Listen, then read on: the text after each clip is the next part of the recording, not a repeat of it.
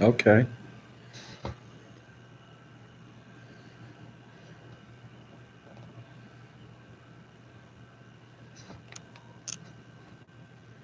So I wanted to randomly come on this morning. I'm at school currently, and this is our virtual day. So I had a little bit of time, and I wanted to just build with all of you briefly about today's degree in today's mathematics. Peace. Peace, y'all. Good to see y'all. Good to see y'all. Just give me a moment so I could share this out to let people know that I'm on.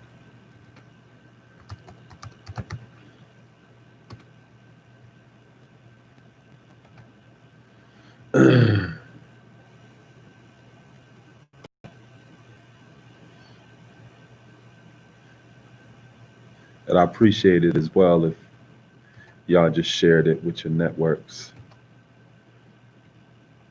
Let people know that I'm on briefly so that we could build. It's good to see y'all. I'm in my classroom right now. For those of you who don't know, my background is in early childhood development. So I've taught pre K for the last 4 years. And then over the last couple of years, I transitioned into elementary school setting where I've been working with fourth graders, second graders, sixth graders, and then this year with this hybrid learning model that we're doing, I've been primarily working with our sixth grade students. So it's good to see y'all this morning. I just wanted to briefly go over today's degree, today's mathematics, and just give y'all some understanding about that. Today being the 18th, 18 is knowledge, build, or destroy.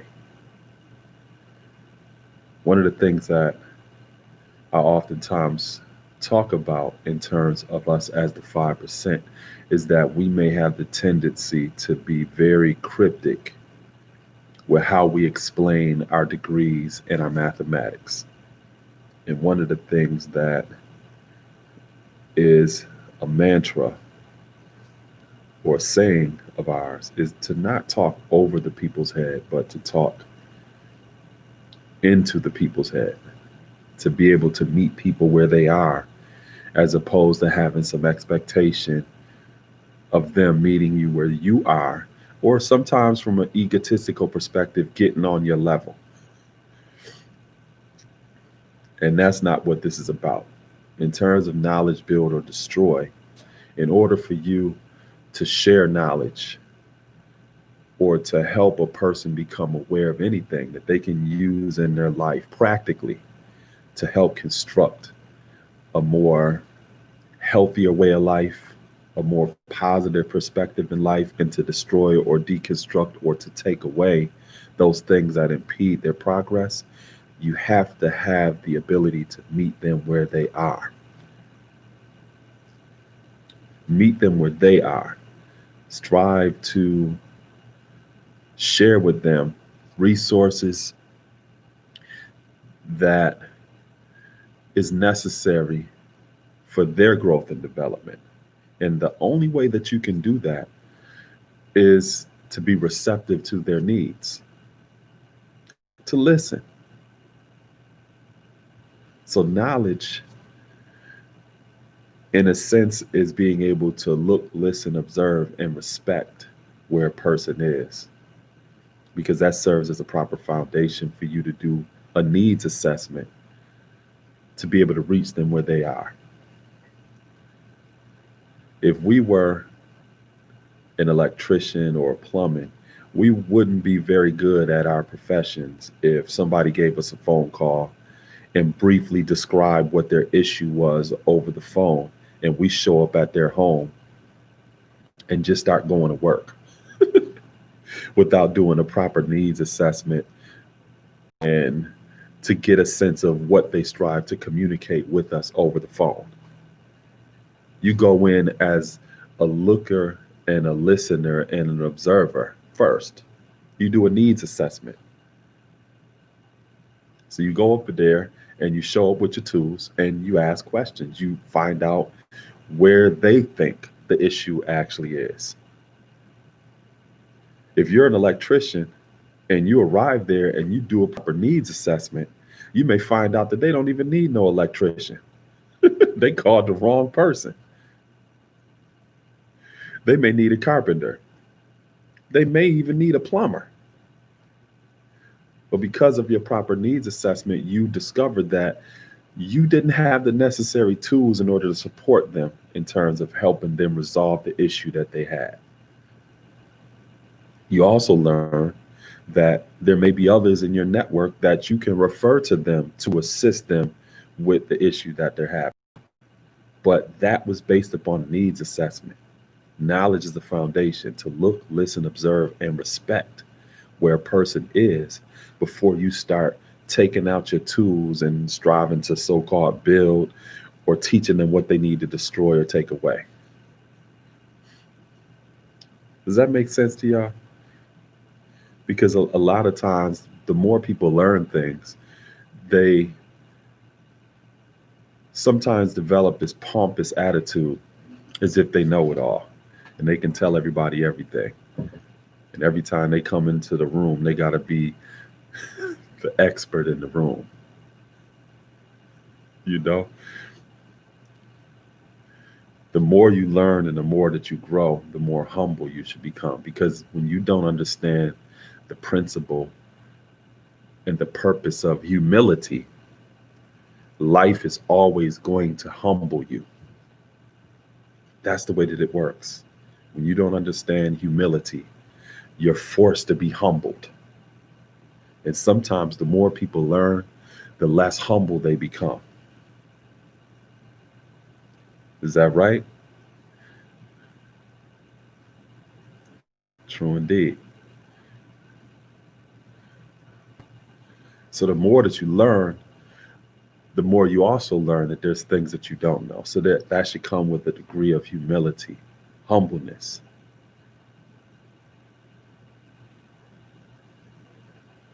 Right? But unfortunately, sometimes we don't see that. And if you don't understand humility, you will always be humbled.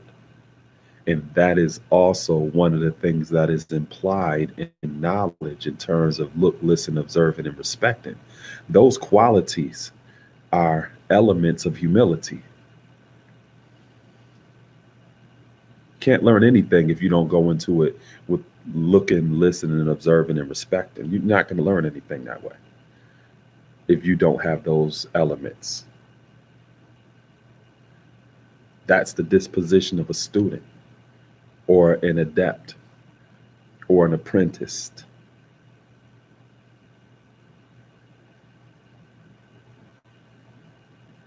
And here's the thing, a lot of times people automatically assume that because a person's age or because they've been on the planet longer, that it automatically makes them a teacher and qualified to instruct somebody. No, that's not true. Like I just mentioned, I'm here in sixth grade, and these 12-year-olds teach me a lot. They've been recently schooling me on, using that Among Us app and some of the hacks that they have with that, and teaching me how to navigate that app and the things that you learn with that app Among Us in regards of being a crewmate or an imposter. And you learn a lot because it builds a relationship and it also teaches you just social emotional aspects of that relationship that's necessary in order for you to reach them where they are. So that's a 12-year-old. I'm 45 years old. But yet I'm wise enough to know to look, listen, observe, and respect that I need to meet them where they are and they need to meet me where I am. I don't know anything about this. but it allows us to create that type of space where now building or destroying is possible. It establishes the proper foundation.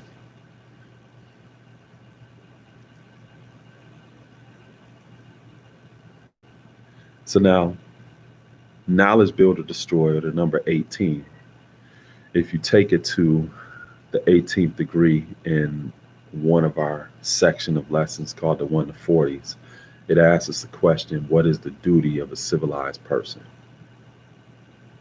And the answer to that degree is the duty of a civilized person is to teach he who is savage civilization, righteousness, the knowledge of himself, the science of everything in life, love, peace, and happiness. Now, even though you have those particular components listed, it doesn't mean that the duty of a civilized person is to rifle through all of those components and check them off like they're boxes in terms of what your duty is. That's not what that means.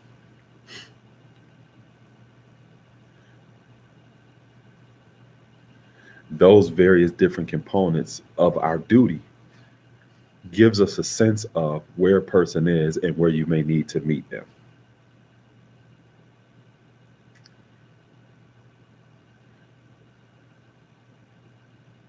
So the first thing that it mentions is civilization. Now, if you have these lessons and you go back to the following, to the previous degree, what is the meaning of civilization? It says one having knowledge, wisdom, understanding, culture, refinement, and is not a savage in the pursuit of happiness. So that may be where that person needs to be met at. What is civilization? But you can only discover that if you do a proper needs assessment. The next aspect of that degree, in terms of your duty of a civilized person, is righteousness. That may be where you need to meet this person. You ever meet somebody before and they may be kind of thorough when it comes to civilization? They can probably talk to you about civilization in the context of things that was happening during the time of the Greeks or the Romans or in Europe, or they may be very thorough with talking to you about world chronology from that perspective. They may be good with that. But in terms of righteousness or ethics, they need some work in that area.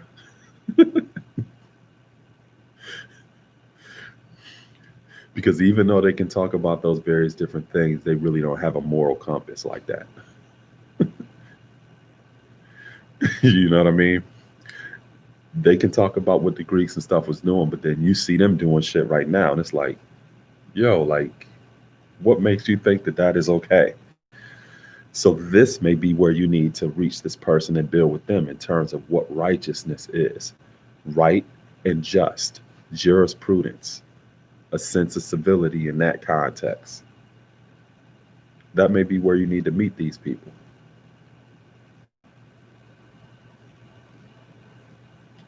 The next aspect of that degree is knowledge of self.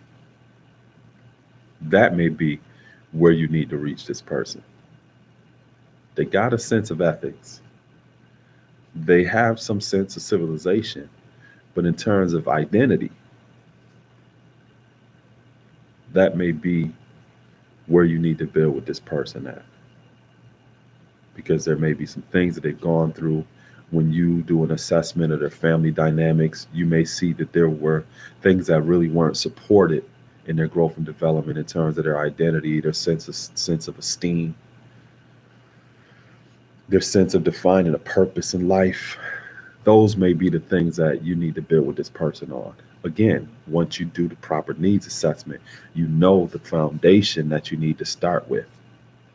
And that foundation is based upon look, listen, and observing and respecting where this person is, not having unreasonable expectations on where they should be according to whatever you think.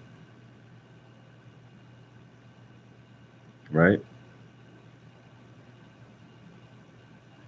And then the next aspect is the science of everything in life.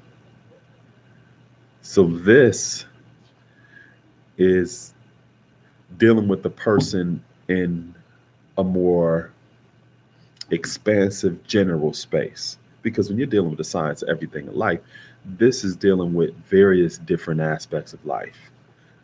This is a person that you may develop a relationship with that you can talk about a lot of different things, a lot of different subjects. True indeed. Yo, Salim, how old is your daughter? So okay, so she seems like she's pretty young. So the science of everything in life is also teaching you a very important aspect of knowledge. Knowledge is a compound word. It means know and ledge. A ledge is a limitation, and a lot of times people limit their exposure and experience to various different sciences of life for various different reasons. And it's not to say that you should just put yourself out there and be into anything and do anything. But what it is saying is you should be willing to investigate and to learn about various different perspectives in life, because these various different perspectives represents the various different perspectives of the human family. And this is who we consistently come in contact with. And when it comes to the duty of a civilized person, you're going to be meeting people from various different places, not only geographically, but also psychologically and socially, also culturally. And you have to be equipped to be able to meet them where they are. So, in studying the sciences of everything in life, it equips you with the ability to be more receptive as well as understanding about where people are and what you do have as a capacity to reach them where they are. Here's an example. About a year or so ago, I was out in Santa Cruz, out on the West Coast, and I had the opportunity to go out to San Francisco. So, when I was out in San Francisco, into that area, I did some research on Bohemian's Grove. Those of you who are familiar with Bohemian Grove, I did some research on that because that was founded in that area. Their actual first gathering was in a place known as, um, what's the name of the park? Um, Mur Woods. One of their first gatherings was in a place called Mur Woods. I went out there, did some research, and then I also did some research on the founding of the Satanic Church. Anton LaVey founded it in San Francisco. So I went to the location where his home formerly was, and I did some research in that area in regards to that. There are different people who subscribe to those perspectives in life. And subscribing to those perspectives in life, they have principles and values that are aligned with those perspectives. And it's important to be able to know who's who in the zoo, who is who around you, so that again, you have the capacity to meet them where they are and to have a sense of what those perspectives in life are. So, in terms of the duty of a civilized person, the science of everything in life is also very important, because when people are coming in contact with you, a lot of times you may be the only beacon of light in their life, and they look for you for guidance.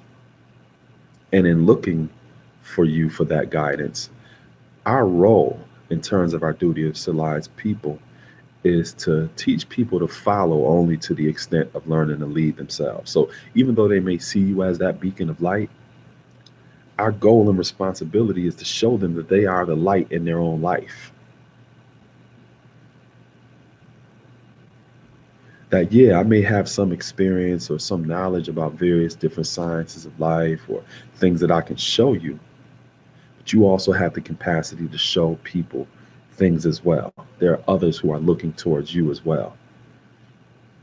So it's reciprocal in that way.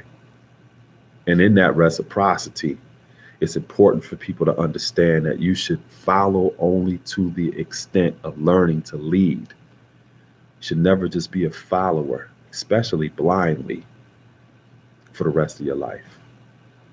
Follow to the extent of learning to lead. So then the last three components of that degree, the degree of civilized person, after the science of everything in life, is love, peace, and happiness. Sometimes you may meet people, and as the 5%, or even if you're a Christian, or if you're a Muslim, or if you're Buddhist, or anything else, it may not be your responsibility to start telling this person all about Buddha. In some instances, that may be the opportunity you have. Some people, they didn't come to you to learn is Jesus Christ your personal Lord and Savior. Excuse me. That's not why they're there. Same thing with a Muslim. They didn't come to you to take a Shahada. Or if you're 5%er, they didn't come to learn supreme mathematics. They may even think that they came to learn that, but they may just needed to learn about love. The emphasis might have been about peace. Or sometimes a person just maybe needed to know about happiness. All of those other different things, sometimes we may just be a little bit too extra and we doing too damn much. Sometimes we're like that because, again, going back to knowledge, it can puff some people up. They think they know so damn much that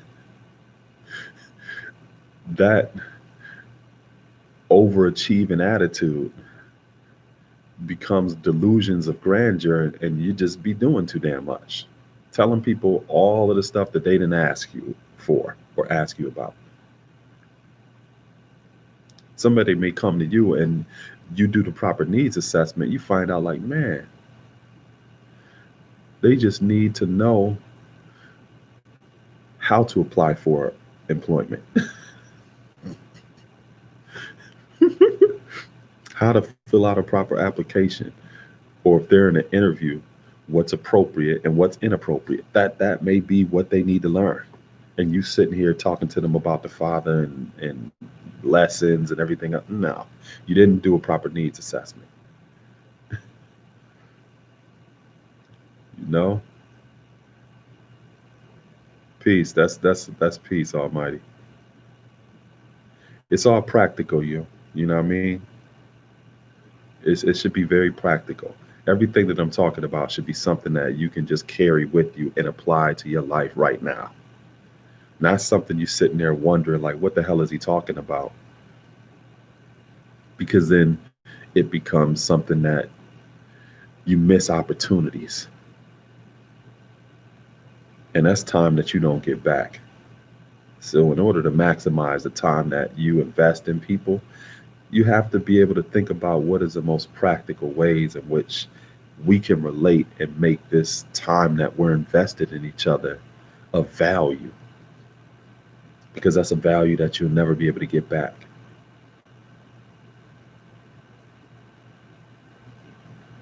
So now that duty, that responsibility, that task as a civilized person is something that we've been entrusted with based upon our knowledge, based upon what you know. Once you know something, unless it was some um, traumatic reason or something that happened to us physically, we're not going to unknow what it is that we know.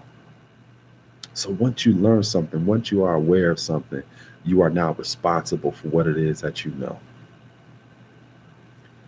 So naturally, it puts you in a position to potentially build or destroy not only your own life, but it puts you in a position to be that type of influence in the life of others as an adult, as a parent, as a guardian, as a teacher, as a counselor, as a sibling, as a child to parents and guardians. Why is it so hard to build with someone who is not intellectually capable?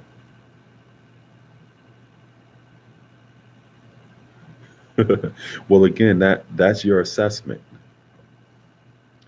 of intellectual capability.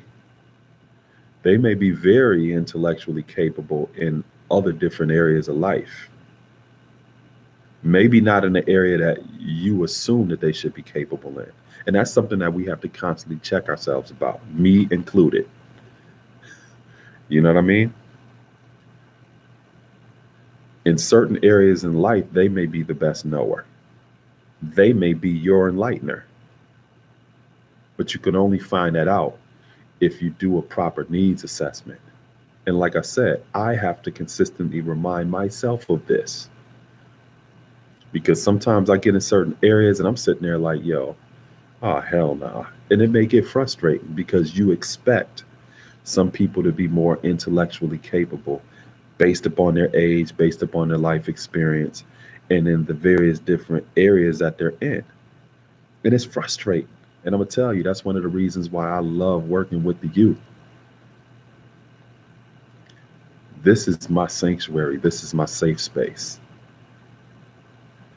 Because to me, it's much more promising in terms of investing knowledge and equipping these children with the tools to build or destroy because you're setting them on a trajectory that they haven't experienced yet.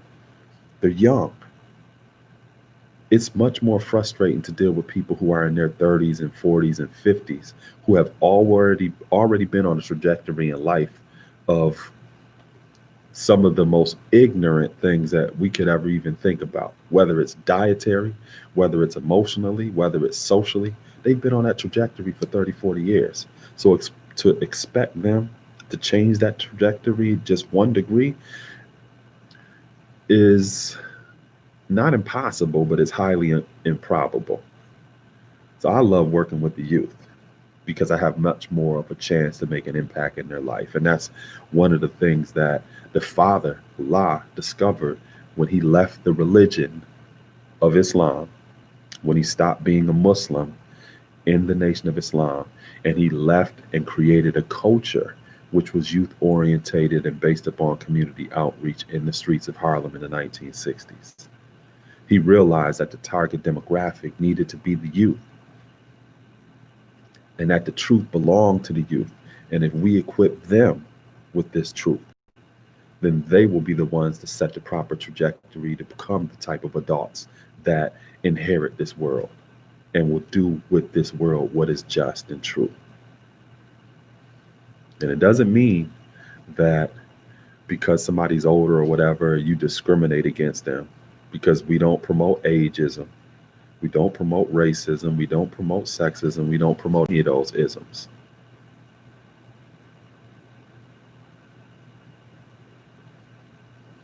But yeah, it's difficult, but the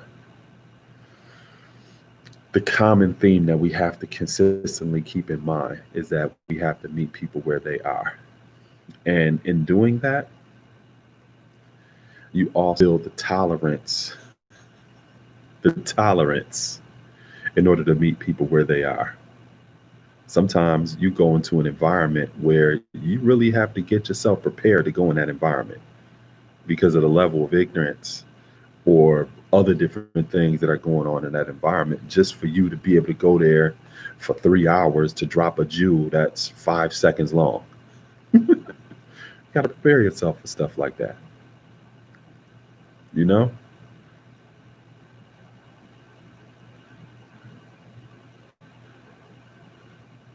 So, yeah, in terms of just our duty, our responsibility, and our task, we are entrusted with what we know. And being entrusted with what we know, we are equipped to properly build or construct the things in our life which allows us to live a longer, more healthier, sustainable life, and to take away those things that impede our ability to do so.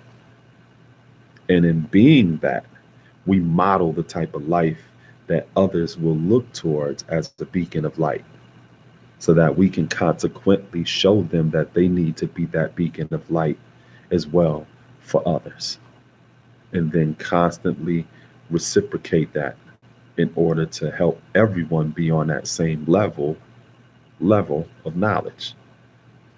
And I say that same level of knowledge because it's expansive.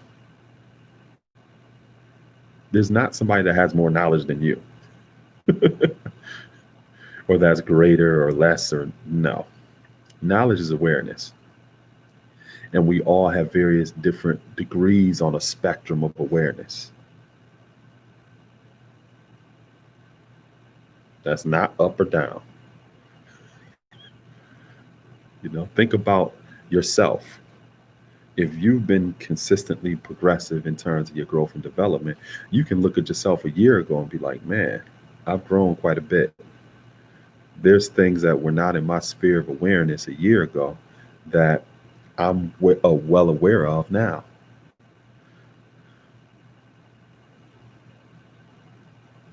No.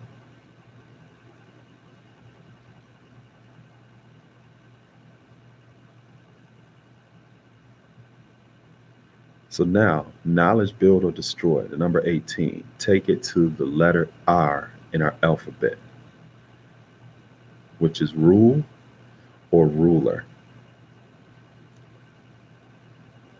A ruler is not only. Do I got a ruler? Let me see if I got it. No, I don't. I don't. I don't have one. Let me see. No, I don't got one around me right now. But a ruler, a 12-inch tool, is used as not only a tool of measurement, a piece, but it allows us to draw a straight line. Straight. A straight line. For y'all that like to draw other different type of lines, I'm talking about a straight line. um, but in that ruler, in that object that allows us to draw a straight line, a ruler is also one who governs with authority. So what is that authority based upon? A straight line.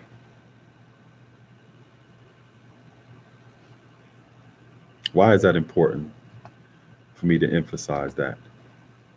Because any ruler, a king or a queen, their position in that kingdom or queendom is not to just govern the people with authority, but it's also to govern indefinitely. A person who's in that position of governance, they don't put themselves or are not put in those positions temporarily. The purpose of being in those positions is for sustainability, to make sure that their kingdom or queendom or their monarchy is sustainable, that it continues. Legacy and lineage is important. It's a line. It's a line. But in order to do that, you can't be a tyrant. You can't be crooked. You got to be straight, right? In order to have that lineage or that line, you have to be straight. That is why children are of the highest value when you're talking about monarchies, when you're talking about kingdoms and queendoms, because they allow you to continue your line, your lineage, the sustainability of that kingdom or queendom. So, in governing with authority, that ruler, that straight line, allows you to continue that lineage or that legacy. Does that make sense to y'all? Now, I'm talking on a couple different levels if you can pick up on what I'm telling you. Any type of monarchy, kingdom, or queendom that you see that does not have a sense of sustainability, what were they doing that wasn't straight? Any of these societies or monarchies or kingdoms or queendoms or any of those different so-called civilizations that you see, when you look at how sustainable they were, how long did they last, all you have to do is measure what were they doing straight and when did they depart from doing things that were straight.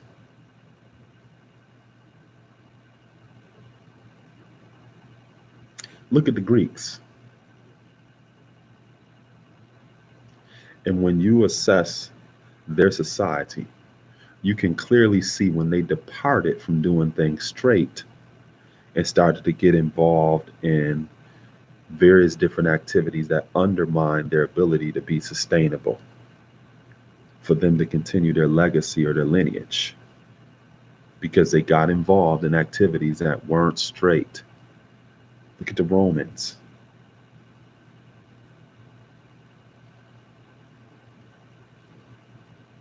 Look at England. Look at this society.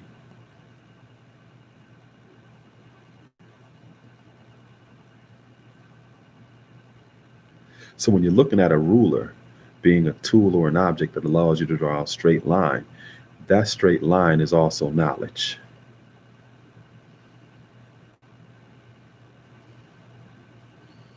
What is their foundation? What are they standing upon? Because that's going to determine the legacy, the lineage, and the longevity of the people. What are they standing on? What is their foundation? Is it straight? Or is it other different things that they're involved in that isn't straight anymore? How do you expect that society to stay on the same trajectory of sustainability if now you're involving yourself in activities that are no longer straight? It starts with the ruler.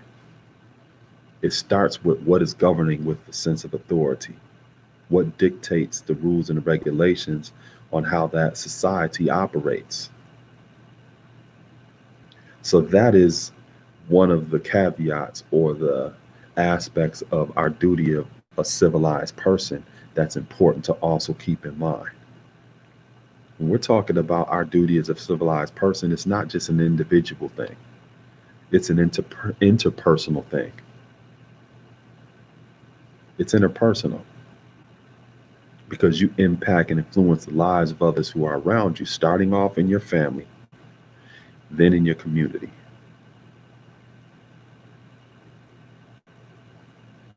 And when you set certain standards, those standards become the ruler that allows you to govern with a sense of authority and dictate the longevity, the legacy, and your lineage, your line.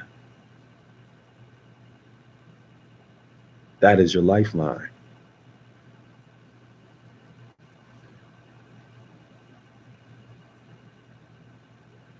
True indeed, John. Look at all of those various different societies.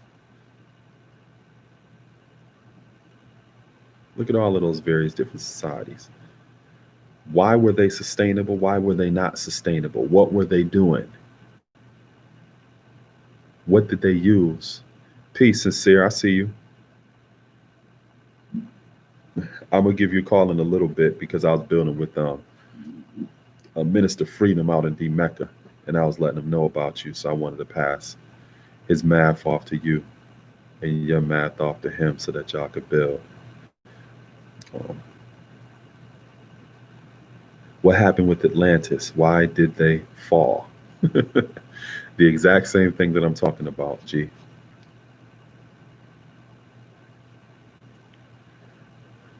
Any society, all you have to do is look at why it was sustainable and why it wasn't sustainable. You look at the ruler in terms of what governed that society with authority, because that's what a ruler is. And then you look at that as the ruler, as the tool that measures that longevity, that lineage, and that legacy, because it sets the foundation. That's knowledge. And when you look at that society, you will see What activities allowed it to sustain itself? What activities came in, or what activities were adopted that did not allow that society to maintain itself? What undermined its ability? So it goes into build or destroy. You're investigating the things about that society that were constructive, that allowed it to build, and then things that were destructive. So, John, in terms of what you meant about Kemet,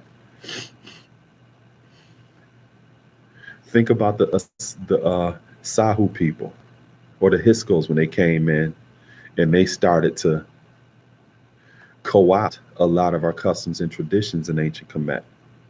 You started to see the atrophy or the devolution of our societies because we started to intermix or miscegenate or to incorporate these different ideas that came from nomadic people, people that didn't have a sense of place and weren't settled. So now to compare that to one of our degrees, the first lesson we learn in our 1 to 14s asks us, why isn't the devil settled on the best part of the planet Earth? And it says, because the earth belongs to the original man, and knowing that the devil is weak and wicked, and it would not be any peace amongst them, we put him on the worst part and kept the best part preserved. A person that isn't settled isn't resolved. There's no sense of stability and homeostasis in their life. So how are they going to bring that to a society that has a sense of stability, that is based upon homeostasis and harmony? They're not going to bring that there. So that just coincides with what I was saying about the Hyksos. The same thing happened with the Aryans when they came from the Caucasus all the way over into India, destabilized the society and pushed the original people all the way down into the bottom.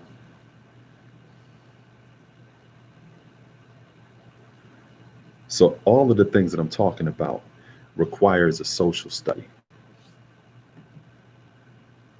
You know?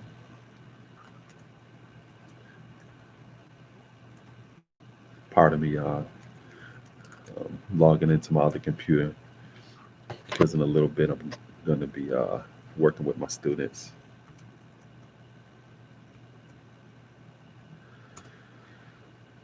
All of this requires a social study. Looking at societies and striving to find out, wow, why did they last so long? Why didn't they last so long? What was they doing in their diets? How did they form their family relationships? Did they bury their dead? How did they deal with this? Um, what was their perspective in terms of the environment and weather? How did they treat the environment and weather? All of those various different things are important because it tells you the lineage, the legacy, and the longevity of the people. The line. What were they doing straight? In order to get to a perfect society, we would have to go back beyond 50,000 years ago.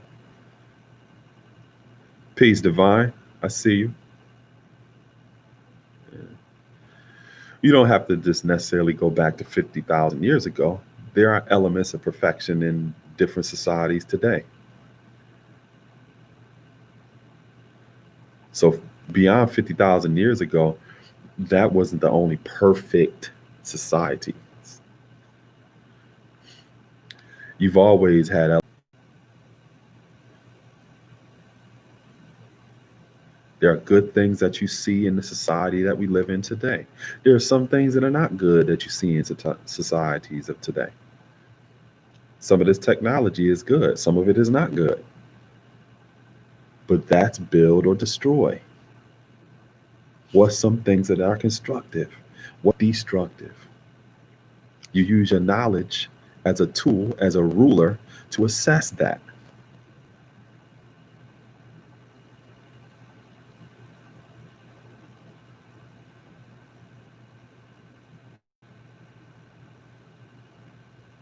And how we really apply them to life. It's not anything that's cryptic and over people's head and you sitting there scratching your head trying to figure out what the hell somebody's talking about. That is not the application of the culture. Even if there are various different things that may be a very may sound complicated. We have to be able to put them in a context that people can understand. Because again, the goal is to reach people where they are, not to expect them to get on your level or to meet you where you are. It's unreasonable, you know?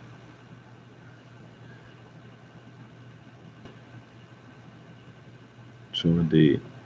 Aman, Aman, yep. You know what I'm saying? It's a very practical culture. It's not a belief system. It's no. We teach critical thinking so that a person can govern their own life,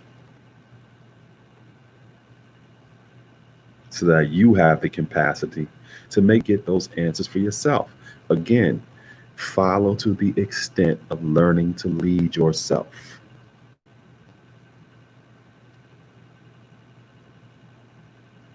And when I say follow, it may be a 12-year-old that lives in your life and lives in your household. You need to follow them and learn what you need to learn because they're the best knower. It may be somebody 60 years old. It doesn't matter. You have to assess people based upon where they are. And sometimes the best knower may be somebody that you least expect. And that's cool.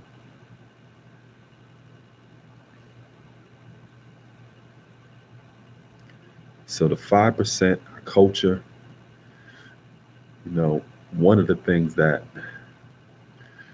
gravitated, that I gravitated to and learned in this culture, um, it wasn't just the lessons, it wasn't just the math or the alphabet, it was the youth advocacy that Allah modeled as the hallmark of the culture. The love and the care and the concern that he had for the youth in making sure that they had this knowledge so that they could build or destroy the proper elements in their life to create a better life for themselves and others. That is what resonated with me and why I even saw the beauty in this culture initially. And then as I began to live the culture, I began to see other different beautiful elements. She invested in community outreach. My old dad is the same way. So I saw the beauty and the value in that as a child growing up. And to see it in the context of the way the father was teaching it, it's like I didn't have to be convinced. And in mathematics, you don't have to be convinced. Yeah. Yup, true from your bill. That's peace, Marvio. That's peace, master.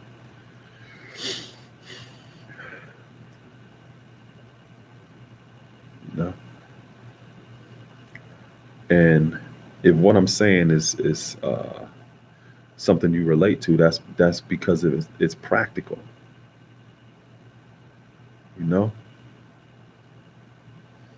And like I said, mathematics, you don't, because this is a culture, it's not a belief system. Well, everything that I'm saying right now, I don't care if you believe it or not. It doesn't matter if you believe it or not. Time takes all of us on. And in time, the things that I'm talking about will either apply or they won't apply. Those of you who understand what I'm saying have already experienced things in life where you can see the validity of what it is that I'm talking about. It speaks and stands for itself.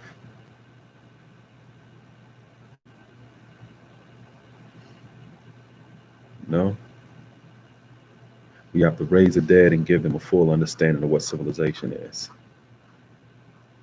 At the same time, don't kill yourself striving to raise the dead because we need you. Don't kill yourself trying to raise the dead.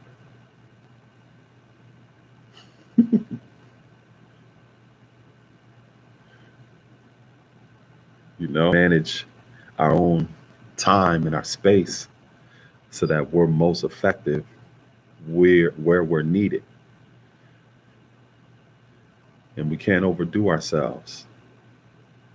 I'm not sure if any of you can relate to this, but a few years back, I started to have anxiety attacks, and I didn't even know what that shit was until I started to experience it. And that's because I took on a lot of stress from working with the youth. In particular, I was teaching pre-K at that time, and a lot of the different trauma or social emotional issues that some of my students had. I was doing an after school program at the same time, and then other different projects, programs, and initiatives. And I took on a lot of stress, and I didn't know how that. I eat one meal a day. I'm active. I don't drink soda. I don't eat this. I don't eat that. I don't drink this. I don't drink that. So I'm pretty healthy. And I started to feel that way. I'm like, yo, what the hell is this? Yo, what the hell is this? Like, felt like I was having a heart attack. I did not know what that shit was until I realized how anxiety and stress can physically affect you. It's real. And when we take on too much, we can put ourselves in that kind of position where we end up losing our life striving to raise the dead, striving to assist and to help others while we need to help ourselves and to bring some sense of balance to our own self. And that happened for maybe a couple of years. I would have like random spells of that shit until it eventually kind of dissipated and I stopped feeling that way. And my body got more of a sense of homeostasis because I started to minimize that stress and find healthier ways to bring some balance.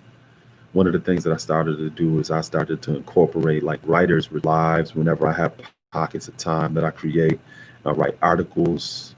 Those of you saw recently, I was in the Enslaved docuseries with Samuel L. Jackson.